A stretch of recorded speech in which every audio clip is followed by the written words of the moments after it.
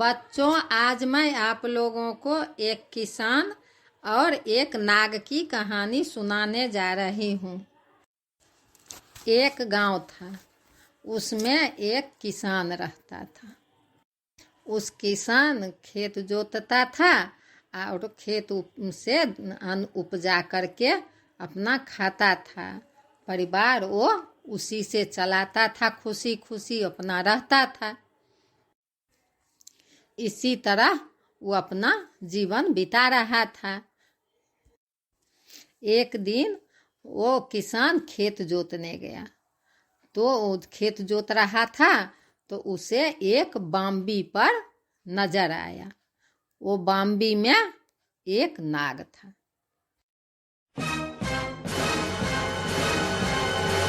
किसान को वो बामी में सांप नाग को देख करके वो बहुत डर गया।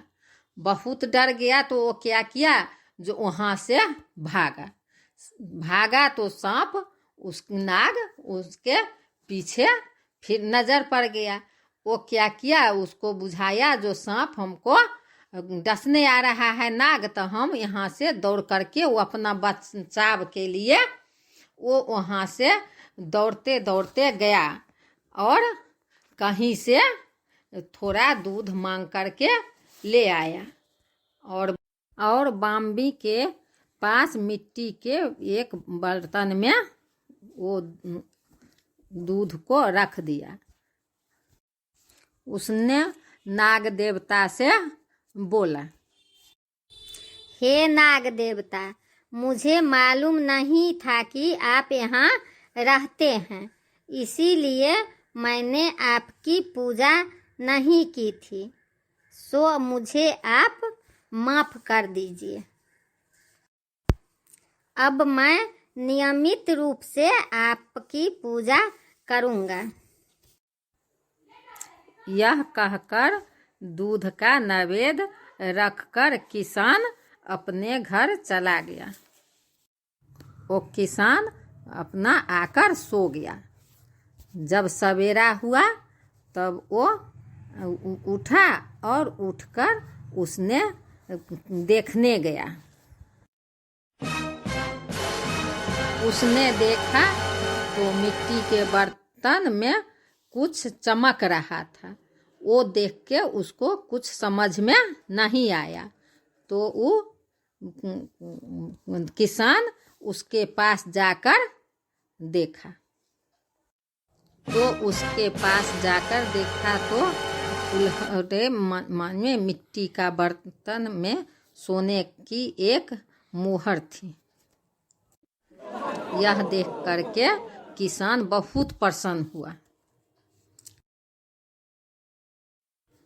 फिर तो किसान रोज शाम को नाग देवता को दूध का नैवेद्य रखता था और सवेरे सोने के मोहर लेकर के अपना घर चल जाता था। एक बार किसान को कुछ दिनों के लिए बाहर जाना पड़ा। किसान सोचने लगा कि अब ये दूध का किसको दूं, जो नाग देवता को दूध देगा। उसी समय उसको एक तरकीब आया। किसान ने नाग देवता को दूध का नैवेद्य रखने के लिए उसने अपने बेटे को ही सौंप दिया। किसान के बेटे ने अपना पापा का बात मानकर शाम को दूध लेकर के गया और वहां पर दूध का नैवेद्य रखकर अपना घर लौट आया और वो सो गया। सवेरा हुआ तो वह किसान का बेटा वहां जाकर के देखा तो उसने दूध वाले मिट्टी के बर्तन में सोने की एक मोहर देखी। किसान के बेटे को वो मोहर देख करके लोभ आ गया, लालच आ गया। किसान के बेटे ने सोचा, यह नाग बहुत कंजूस लगता है। सोने की एक ही मोहर दी, जरूर इसकी बाही में ढेर सारी मोहरें होगी। यदि मैं इस नाग को मार डालूं तो सभी मोहरें साथ मिल जाएगी। उस किसान का बेटा सोचने लगा कि आज शाम में दूध रखने जाऊंगा तो सांप को सर फोड़ दूंगा। दूसरे दिन वो दूध रखने गया तो दूध का नैवेद्य रखते समय उसने नाग के सिर पर डंडे से प्रहार किया।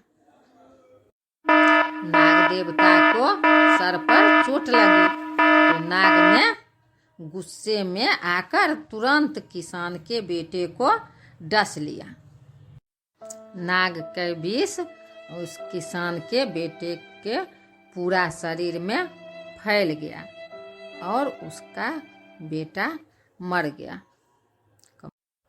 नाग देवता को भी सिर में काफी चोट आई थी। नाग देवता ने तड़पते तड़पते वह धीरे धीरे ससर कर पुनः बाम्बी में घुस गए।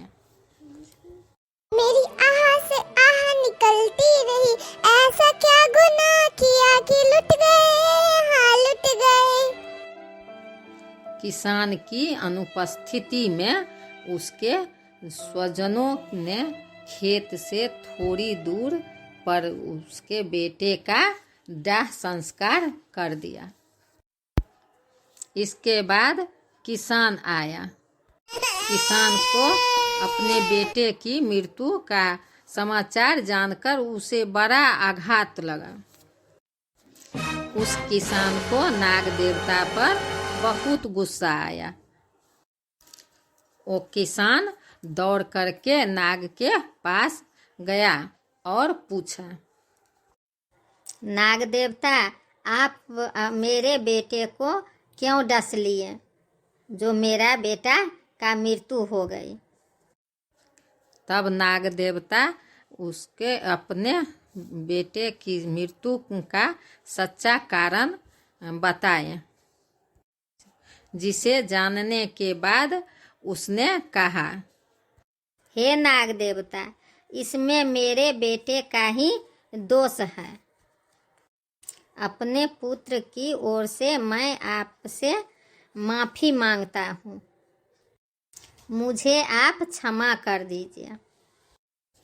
किसान ने नाग देवता के आगे दूध का नैवेद्य रखा और कहा, मेरे पुत्र को माफ करें नाग देवता। नाग देवता बोले, उस ओर तुम्हारे बेटे की जली हुई चिता देखो और मेरा घायल सिर भी देखो। इसमें न तो तुम्हारे बेटे का दोष है और न मेरा ही दोष। जो होना होता है वही होता है, वो होकर के ही रहेगा। यह प्रकृति का नियम है। प्रकृति के आगे किसी का कुछ नहीं चलता है। जो होना रहता है वही होकर कर ही रहता है। यही प्रकृति का नियम है। अगर आपको ये कहानी पसंद आए तो आप शेयर कीजिए और चैनल को सब्सक्राइब कीजिए और वीडियो को लाइक कीजिए।